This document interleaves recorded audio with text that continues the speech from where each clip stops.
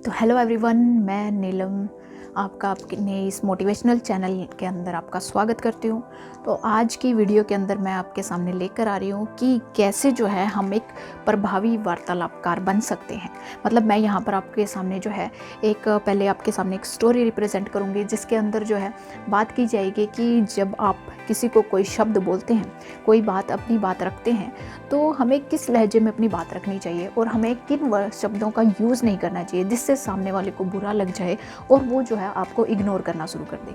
अगर आप चाहते हैं कि आपके साथ सब अच्छे से बात करें और आप जो है जब कई लोगों के बीच में जब आप अपनी बात कर रहे हैं तो लोग आपको सुने, यानी दूसरे कुछ एक लोग होते हैं कि जिनको लोग बिल्कुल भी सुनना नहीं चाहते। क्या आप जो है ऐसी डिस्कशन का पार्ट बनना चाहते हैं? तो एक अच्छे प्रभावी वार्तालापकार बनने के लिए आपके अंदर कौन कौन सी क्वालिटीज़ होनी चाहिए, उनके बारे में हम जानेंगे। लेकिन उससे पहले हम देख लेते हैं कि वाणी, जो हमारी वाणी होती है, यानी जो हमारे शब्द होते हैं, उनकी इम्पोर्टेंस क्या है, किस तरीके से जो हमारे शब्द वो मायने रखते हैं। तो देखिए, यहाँ पर मैं एक स्टोरी जो है वो आपके साथ शेयर करना चाहूँगी। इस स्टोरी के अंदर बात की गई है कि जो आपके बोले गए शब्द हैं वो कभी वापस नहीं आते। देखिए, एक किसान होता है, उसका अपने पड़ोसी के साथ झगड़ा हो जाता है और झगड़े में वो अपने पड़ोसी को काफ़ी भला बुरा जो है वो बोल देता है, लेकिन बाद में उसको उसका पश्चाताप भी होता है कि उसको ऐसे शब्द नहीं बोलने चाहिए। इसलिए जो है उसके मन में काफ़ी ज़्यादा अशांति फैल जाती है और वो किसी साधु के पास जाता है। साधु के पास जाने के बाद वो अपने मन के अंदर जो विचार उठ रहे हैं उनको उनके सामने रखता है और कहता है कि क्या मैं अपने बोले गए शब्दों को वापस ले सकता हूँ। तो साधु उसके लिए कहते हैं, उसको जो है कुछ पंख उसको दे देते हैं और वो पंख जो है उसको देकर बोलते हैं कि तुम ये जाओ और बाज़ार में बीच सड़क के अंदर इनको रख देना।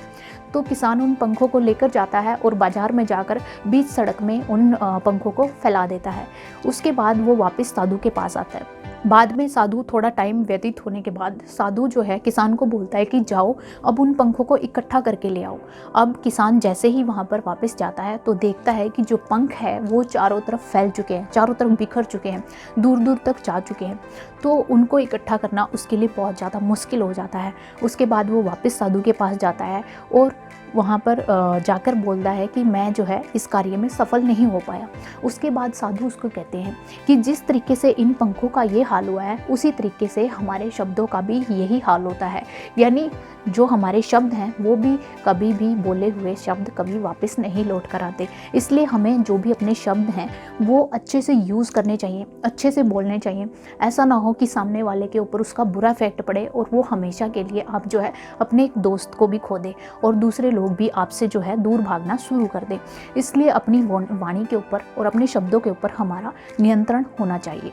तो इसके लिए जो है मैं यहाँ पर कुछ एक जो थॉट्स हैं वो अपने यहाँ पर प्रेजेंट करना चाहूँगी, जिसके थ्रू आप क्या बन सकते हैं, प्रभावी वार्तालापकार बन सकते हैं। यानी जब आप अपने दोस्तों से बात करते हैं या अपने कलीग से बात करते हैं, इसके साथ साथ अपने जो नीचे काम करने वाले जो सबॉर्डिनेट हैं उनके साथ जब आप बात करते हैं तो किस तरीके से आप एक अच्छे वार्तालापकार के रूप में उभर कर सामने आ सकते हैं और लोग आपसे बात करने में ज़्यादा इंटरेस्टेड भी होंगे। तो मैं इनकी शुरुआत करना चाहती हूँ, आप ध्यान से सुनिए। किसी भी वार्तालाप को स्टार्ट करने से पहले या कोई भी बात कहने से पहले ये जरूर सोचें कि क्या किसी को चुभने वाली बात बोलना ज़रूरी है। इस बात पर भी विचार करें। अगर आप किसी व्यक्ति को पसंद नहीं करते और वह व्यक्ति आपके समूह में शामिल हो जाता है, यानी आपके ग्रुप में शामिल हो जाता है, या आपके समूह ही में कोई ऐसा व्यक्ति है जिससे आपको बात करना भी पसंद नहीं है, मतलब आपके ग्रुप में भी हो सकता है व्यक्ति जिससे आप बात नहीं करना चाहते और इसके साथ साथ कोई दूसरा व्यक्ति भी आपके समूह में शामिल हो जाता है जिसकी बातें आपको अच्छी नहीं लगती। और अगर आपको उसकी बातें अच्छी नहीं लगती तो उस व्यक्ति पर क्या आपको कटाक्ष करना चाहिए, क्या व्यंग्य करना चाहिए, क्या उसको चुभने वाली बातें बोलनी चाहिए? ऐसा बोलने से पहले आपको सोचना चाहिए कि क्या ये सब कहना ज़रूरी है। उसके साथ भी बात करते समय हमें शिष्टाचार के नियमों का पालन करना चाहिए। यानी आप जिस व्यक्ति को नहीं पसंद करते उसके साथ भी बात करते टाइम आपको जो है शिष्टाचार के नियमों का पालन करना चाहिए। इससे आपका जो है एक तरीके से ये फेज़ उभर कर सामने आता है किस तरीके से आप उन लोगों से भी डील कर सकते हैं जिनको आप पसंद नहीं करते। तो ये आपकी एक जो है पॉजिटिव चीज़ उभर कर सामने आती है। जब भी आपसे कोई बातचीत कर रहा है तो उसकी यह इच्छा होती है कि आप उसकी बातों को भी ध्यान से सुनें, केवल अपनी ही बात ना कहते रहें। बीच बीच में ऐसे शब्दों का यूज़ करें, अच्छा, बहुत बढ़िया आदि शब्दों का प्रयोग करने से सामने वाले व्यक्ति को लगेगा कि आप उसकी बातों को ध्यान से सुन रहे हैं। इसलिए हमेशा अपनी बातें भी रखते टाइम दूसरों की बातें सुनना भी ज़्यादा अच्छा होता है। कई लोग दिल के बुरे नहीं होते, लेकिन अपनी कड़वी बात बोलने की वजह से क्या हो जाते हैं, अलोकप्रिय हो जाते हैं। यानी कुछ एक इंसान अच्छे होते हैं लेकिन उनको बातें बोलने का तरीका नहीं पता होता, इस वजह से लोगों के बीच में वो विवाद का विषय बन जाते हैं। इसलिए कोई भी बात कहने से पहले यह जरूर सोचें कि इसका सामने वाले पर इफेक्ट क्या पड़ेगा। अक्सर जो व्यक्ति चतुर होते हैं वो बातचीत को क्या करते हैं, जंग की तरह लेते हैं। यानी बात शुरू हो गई, उसमें उसको एक जंग की तरह लेंगे कि इसमें हमें जीतना ही है, और वो उसमें जीतना चाहते हैं। लेकिन ऐसे व्यक्ति भी जल्दी ही अलोकप्रिय हो जाते हैं। मतलब ऐसे व्यक्तियों को भी ज़्यादा लोग पसंद नहीं करते। सामने वाले को हरा कर या उनकी बात काट कर उन्हें सुकून तो मिल सकता है, लेकिन उनको वो लोकप्रियता नहीं मिल पाती जिसको वो हासिल करना चाहते हैं। बातचीत को कभी भी हार विषय का या प्रतिष्ठा का प्रश्न ना बनाएं। अगर आपको लगता है कि यहाँ पर आपको बीच में इस बात को छोड़ देना चाहिए, इसका कोई अर्थ नहीं है, तो उसको बीच में छोड़ना ही अच्छा रहता है। ये भी आपकी एक पॉजिटिव क्वालिटी है, किस तरीके से आप सामने वाले से डील करते हैं। यदि किसी की कोई बात आपको अच्छी लग रही है या उसने काम ऐसा किया है कि आपको अच्छा लगा, तो सहज शब्दों में उसकी प्रशंसा भी करनी चाहिए। सच्ची प्रशंसा व्यक्ति कभी नहीं भूलता। अधिकतर लोग झूठी प्रशंसा करते हैं, मक्खनबाजी करते हैं, वो जल्दी पकड़े जाते हैं। इसलिए इस चीज़ से बचें। बातचीत करने में चतुर व्यक्ति वह होता है जो बिना मांगे अपनी राय नहीं देता, बिना आवश्यकता के किसी की निंदा नहीं करता। यदि कोई आपसे किसी की निंदा के रूप में आपकी राय मांगे, यानी चाहता है, कोई व्यक्ति आपसे बात करता है और किसी और व्यक्ति की निंदा करता है आपके सामने और चाहता है कि आप भी उसकी निंदा करें, तो ऐसी स्थिति में अस्पष्ट सा जवाब देकर बच जाएं, क्योंकि निंदा करने में आप लोगों को खोते हैं, पाते नहीं। जितनी निंदा व गॉसिप कम करेंगे उतने ही मधुर और लंबे संबंध रहेंगे। भगवान ने दुनिया में सबसे महंगी चीज़ जो है इंसान को मुफ्त में दी है, वो क्या है? मुस्कान, जिसमें हम बड़ी कंजूसी करते हैं। अपनी छवि एक प्रसन्नचित व मुस्कुराते हुए व्यक्ति के रूप में अपनाएं। हमेशा एक मुस्कान को ओढ़े रखिए, फिर देखिए आपके मित्रों की संख्या कितनी तेजी से बढ़ती है। मुस्कुराहट से तनाव भी कम होता है। आज से ही जिस लिफ्ट में आप रोज चढ़ते हैं, उस लिफ्टमैन को, अपने ऑफिस में मिलने वाले चौकीदार को, और सुबह सुबह जब आप घूमने जाते हैं तो सबसे मुस्कुराहट के साथ मिलिए।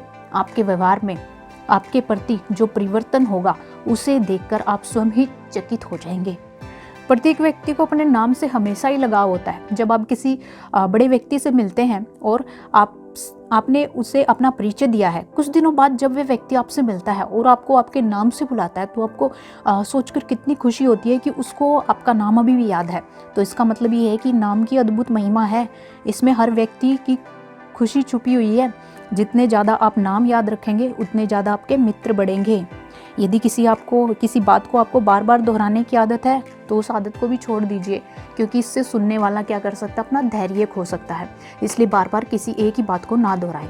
कट्टरवादी लहजे में बात करने से बचिए, इससे भीषण विवाद होने की संभावना रहती है, यानी लड़ाई झगड़ा होने की संभावना रहती है। अतः बातचीत करने में लहजे को सहज और सरल बनाएं, आराम से बात कीजिए।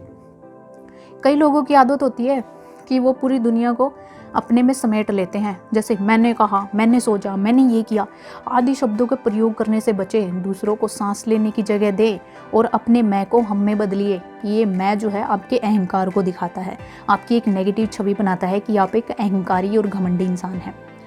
थोड़ा बड़ा बनने के चक्कर में आप अक्सर झूठ बोल जाते हैं। आप कभी भी लोगों को झूठा सिद्ध न करें जब तक कि वो झूठ आपको नुकसान ना पहुंचा रहे हो। इसलिए लोगों को झूठा साबित करने की ज़रूरत नहीं है।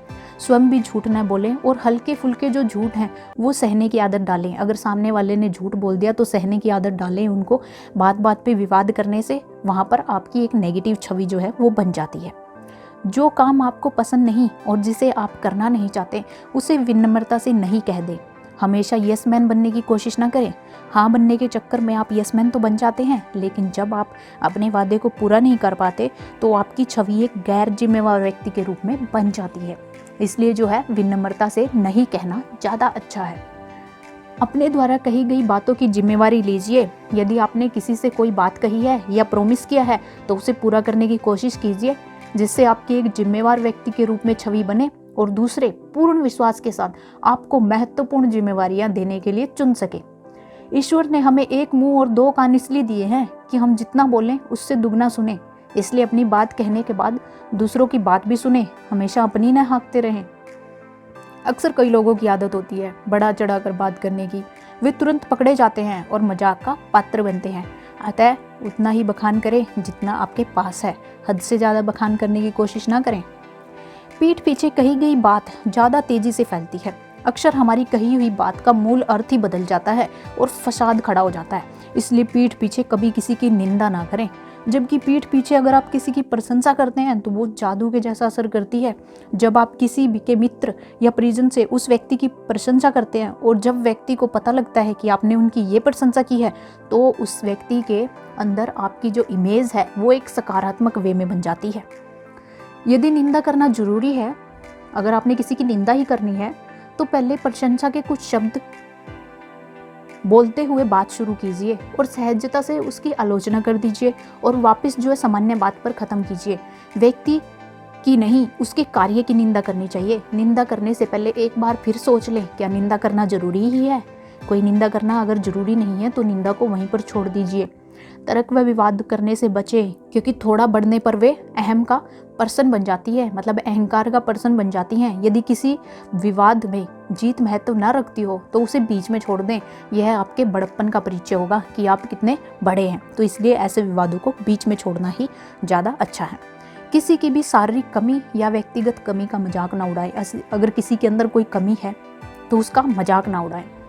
सामने वाला व्यक्ति भले ही मुस्कुरा देता है, पर उसके दिल पर जो गहरा आघात लगता है उसको वही समझ सकता है। गरीबी, अशिक्षा और किसी ऐसे मुद्दे पर किसी को चोट न पहुंचाएं जिससे दूसरा सुनने वाले को बुरा लगे। जीवन भर न भूलने वाले घाव कई बार उनको दे दिए जाते हैं। तो इसलिए ये भी कहा गया है कि वाणी संभाल कर बोलिए, न हाथ न पाँव, एक शब्द करे औषधि और दूसरा करे घाव। उपरोक्त शब्दों से हमें यही सीखने को मिलता है कि जब एक आप प्रभावी वार्तालापकार बनना चाहते हैं, अगर आप प्रभावी वार्तालापकार बनने के लिए काफ़ी हद तक सफल हो सकते हैं। इसलिए कहा भी गया है कि जगत को जीतने का एक है हथियार, ना निंदा ना चोट, बस वाणी में भर लो प्यार। यानी आप जग को यानी संसार को जीतना चाहते हैं तो अपनी वाणी के अंदर प्यार भर लीजिए। किसी की निंदा मत कीजिए, किसी को ऐसे शब्द ना बोलिए जिनसे उनको चोट पहुंचे। इसलिए ये चीज़ें जो है अपना ध्यान में रखिए, क्योंकि कई बार ऐसा होता है कि कोई व्यक्ति आपको दिल से इज्जत देता है, लेकिन आप कई बार उसके बारे में ऐसी बातें बोल देते हैं, ऐसी निंदा उसकी कर देते हैं जिन शब्दों का कोई अर्थ भी नहीं होता। और जब सामने वाले व्यक्ति को वो पता चलती है तो आपकी जो रिस्पेक्ट वो करता है वो हमेशा के लिए उसके माइंड से चली जाती है और वो कभी आपको वो इज्जत नहीं दे पाता और आपकी एक नकारात्मक छवि बन जाती है। इसलिए कभी भी किसी की निंदा करने से पहले बचना चाहिए। अगर आपको कोई भी प्रॉब्लम है तो आप सामने वाले से जाकर डिस्कस कीजिए, उसकी राय लीजिए और साथ में बैठकर बातें कीजिए और अपने जो भी डाउट्स वगैरह हैं वो क्लियर कीजिए। अदरवाइज़ दूसरों के सामने पीठ पीछे बोलने से ऐसा कुछ भी हासिल नहीं होगा। आप हमेशा अपने रिलेशन जो है वो ख़राब करते चले जाएंगे। तो यहाँ पर जो जितने भी यहाँ पर जो तरीके मैंने बताए हैं, ये एक तरीके से आपको प्रभावी वार्तालापकार बनने में काफ़ी ज़्यादा हेल्पफुल हो सकते हैं। अगर आप चाहते हैं दूसरे लोग आपकी बात सुने, आपको समझे और इसके साथ साथ आप दूसरों के बीच में लोकप्रिय भी बने और एक अच्छे वक्ता भी बने, तो उसके लिए आपको इन सब बातों का ध्यान में रखना बहुत ज़रूरी है और ये आपके लिए काफ़ी ज़्यादा बेनिफिशियल भी हो सकती हैं। अगर आपको इस वीडियो से कोई भी बेनिफिट होता है तो हमारी वीडियो को लाइक, शेयर एंड सब्सक्राइब करें और press the bell icon for the further notification. Thank you for watching the video. Take care of yourself and God bless you.